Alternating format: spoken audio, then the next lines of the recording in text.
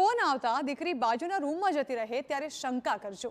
આ નિવેદન આપી આનંદીબેન પટેલે કરી વાલીઓને ટકોર।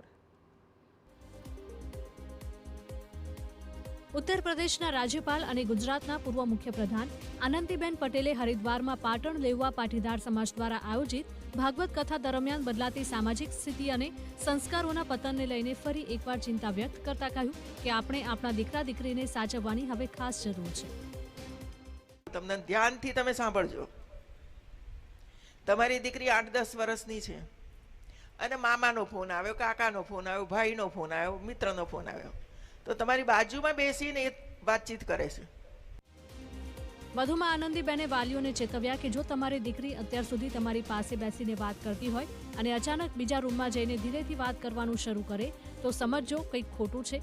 સાથે જ આનંદીબેને શંકા નહીં પણ સાવચેતી રાખવા પર ભાર મૂક્યો હતો।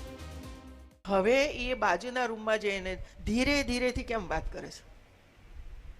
સમથિંગ ઇઝ રોંગ, શંકા છે જ, અને એટલા માટે ધ્યાન રાખજો કે એ ઘરમાંથી ભાગી ના જાય,